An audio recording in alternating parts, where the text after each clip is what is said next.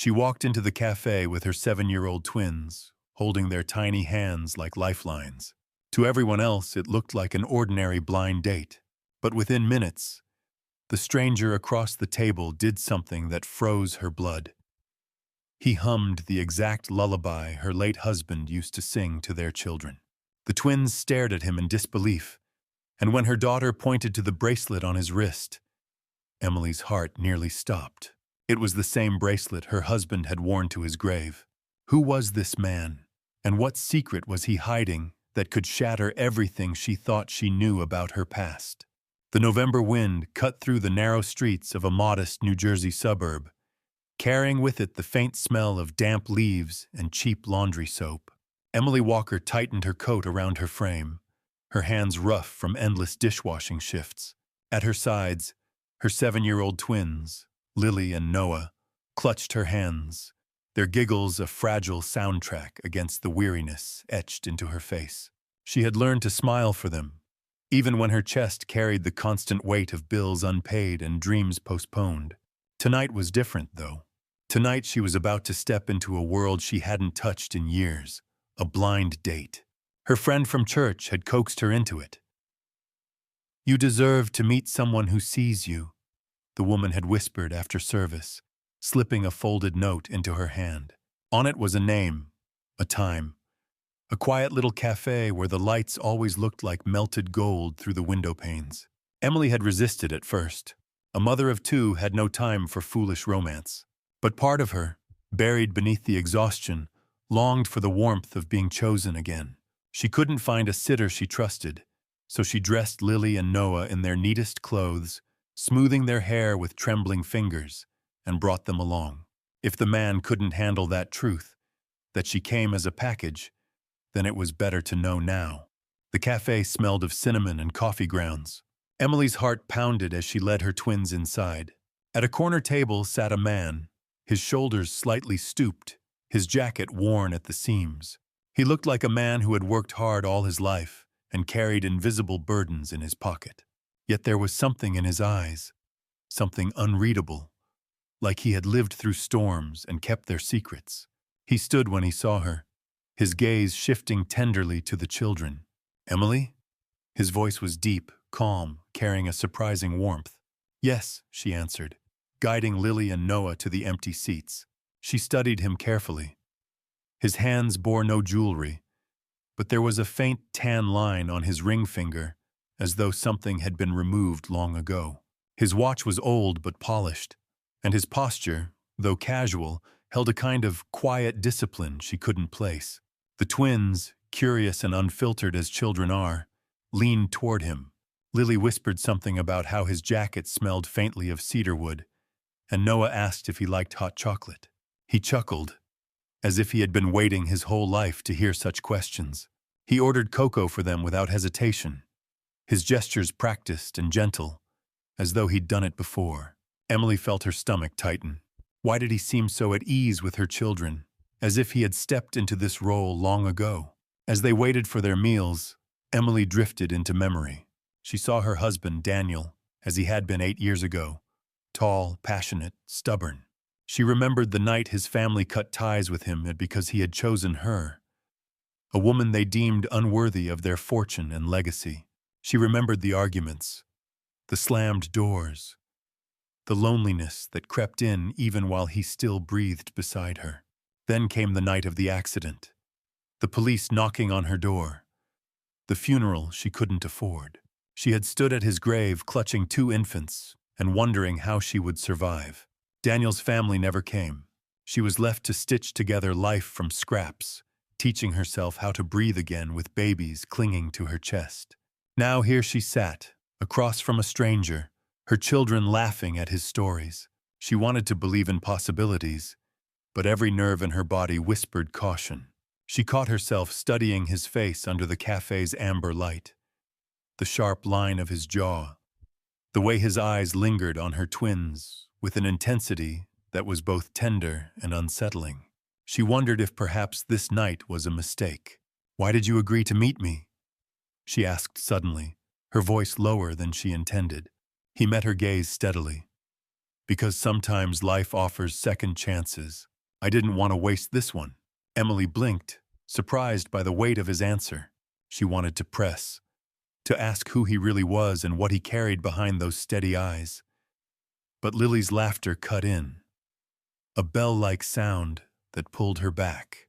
The children were happy, and for a moment she let herself breathe in the scent of cinnamon, the glow of golden lights, and the fragile hope that maybe, just maybe, her life was about to turn a corner.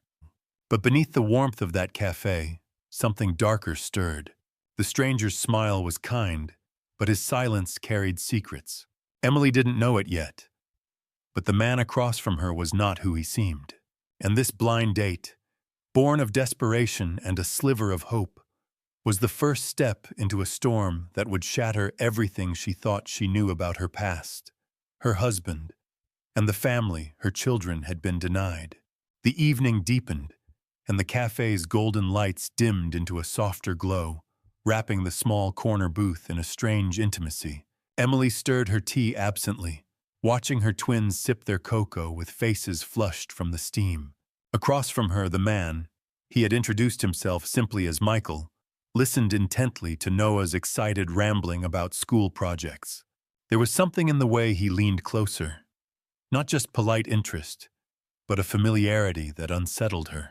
Emily couldn't explain why his eyes softened at details only someone who had known Daniel would have cherished. When Noah casually hummed a lullaby that Daniel once sang before bed, Michael froze for the faintest second, his fingers tightening around the handle of his cup. Emily caught the gesture. Her heart lurched. It wasn't the first clue. Earlier, when Lily had shyly asked if he knew any card tricks, Michael had performed one with astonishing precision. The trick was identical to one Daniel used to perform during family dinners, flicking the cards with a grin that always made the children laugh. Emily hadn't seen it in years. Her throat tightened. How could this stranger know? Then came the detail that struck her like lightning. Lily's eyes wandered to Michael's wrist. "Mommy, look!" she squealed, pointing at a bracelet hidden beneath the cuff of his shirt. It was a thin band of silver, etched with a faded pattern, identical to the one Daniel had left behind, the one Lily wore every day on a chain around her neck. Emily's eyes snapped to it, her pulse hammering. Her daughter reached for it instinctively, whispering, "Daddy had one just like this." Michael's smile faltered. For a brief moment, the mask slipped, and a storm of emotions flickered across his face. Regret, guilt, grief. He covered it quickly, but Emily had seen enough. She pressed her hand to her children's, forcing them to settle back, and looked directly at him. "Who are you?" she demanded softly, her voice sharp despite the low tone. Michael shifted uncomfortably. He didn't answer immediately. Instead, he looked at Lily, then Noah, and finally back at Emily. "Sometimes the past finds us whether we're ready or not," he murmured. His words only deepened the knot of suspicion in her chest. Her mind flooded with fragments of Daniel's stories. She remembered one drunken night years ago, when he had whispered about the younger brother he had lost touch with after their family disowned him. Daniel had wanted to reconcile, but his pride and the family's bitterness kept him silent. Emily had dismissed it as another unsolved ache in their lives, something too far away to mend. But now, staring at the man across the table, she felt those forgotten whispers come alive. The atmosphere at the cafe shifted. Emily's heart thudded, and the sound of other customers chatting blurred into meaningless noise. She leaned forward, her voice trembling. "You knew Daniel, didn't you? You knew my husband." Michael's eyes flickered with pain. "He was my brother," Emily's breath caught. The words landed like stones. For a moment, the entire cafe seemed to freeze. She searched his face for deceit, but all she found was raw, unvarnished sorrow. Her hands shook as she gripped the edge of the table. Anger rose in her chest. "If that's true, then where were you?" Her voice cracked. "Where were you when he died? When I was left with 2 babies and no family? Where were you when his own parents slammed the door in my face?" Her words cut through the air like glass. Lily and Noah stared, wide-eyed, sensing the shift, but not understanding. Michael's jaw clenched. "I failed him," he admitted, his voice heavy. "I let pride and family politics blind me. I didn't fight for him when he chose you. And when he died, I couldn't face the weight of what I'd done.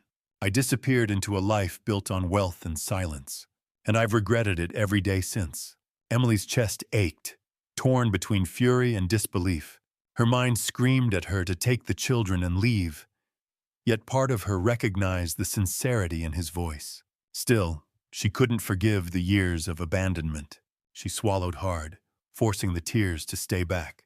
Then Michael reached into his jacket and placed an envelope on the table. The paper was thick, the edges worn from handling. "This isn't just about regret," he said. "There are things you don't know.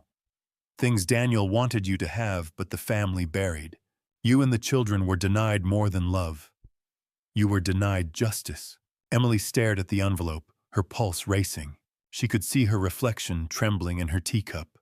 The children leaned closer, sensing the gravity though they couldn't comprehend the words. The cafe suddenly felt too small, the air too heavy. Emily's world, already fractured by years of struggle, now teetered on the edge of collapse. The stranger who had seemed like a chance at companionship was no stranger at all. He was blood, a living link to Daniel, and a carrier of secrets that threatened to tear open wounds she had fought so hard to scar over. As Michael's confession lingered in the charged air, Emily knew the night was far from over. The past she had buried was clawing its way back, and with it came truths powerful enough to shatter everything or rebuild it. Emily's fingers trembled as they brushed the envelope resting between them.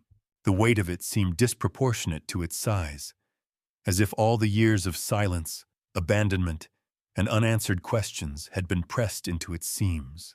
She didn't want to open it there, in the middle of a cafe with her children sipping cocoa, but she also couldn't look away. She slid it closer, her chest tight with dread.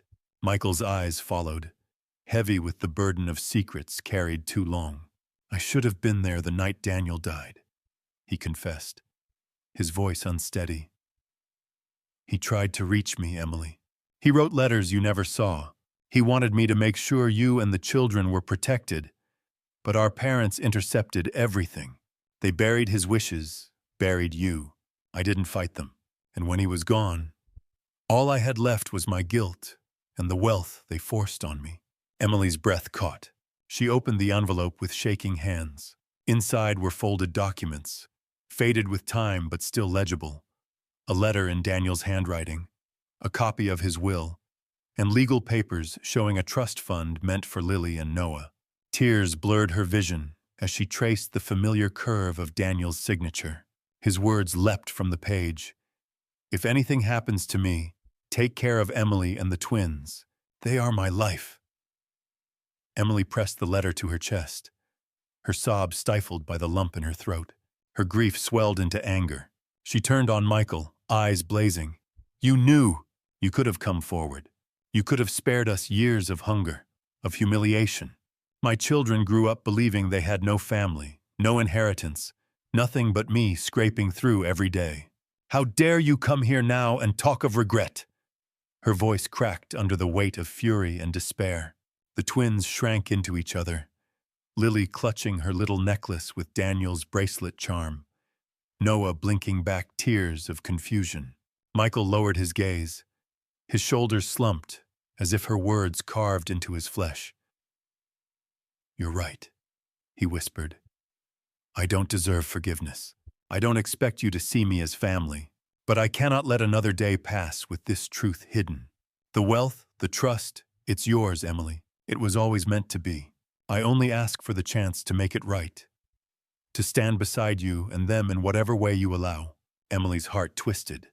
The man sitting across from her was the echo of her late husband, carrying his blood, his voice, his grief. She hated him for his absence, yet some part of her recognized the courage it took to finally appear. The cafe grew quiet, the hum of background chatter fading beneath the pounding of her own pulse. Lily broke the silence. Her small voice trembled as she asked, "Does that mean you're our uncle?" Her wide eyes locked on Michael with a mixture of fear and hope. Michael's jaw tightened, tears rising despite his effort to hold them back.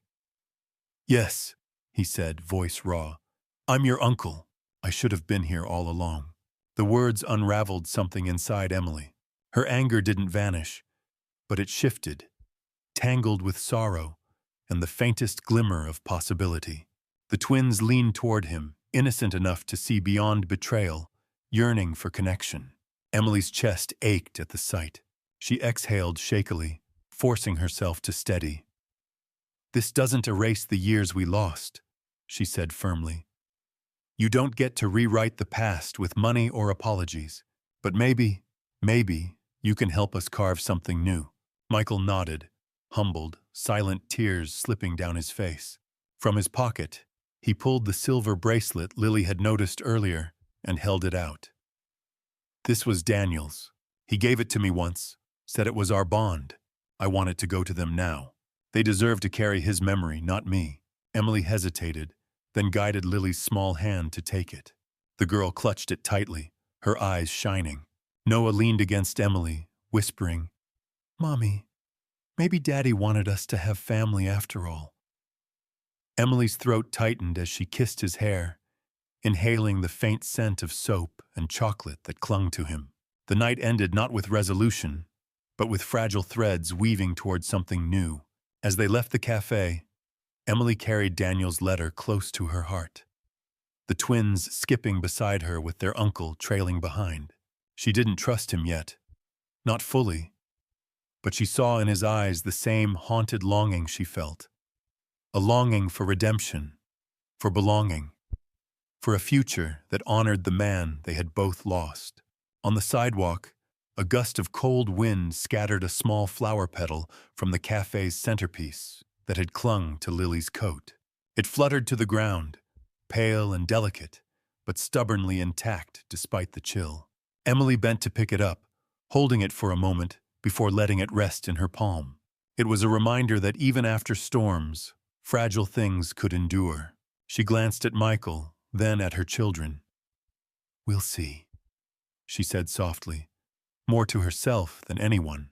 For the first time in years, her voice carried not just weariness, but the faintest thread of hope. In the end, Emily's journey wasn't just about uncovering hidden truths. It was about finding the strength to rise from betrayal, to protect her children, and to open her heart to healing. Her story reminds us that even in the darkest nights, love and justice can break through in the most unexpected ways.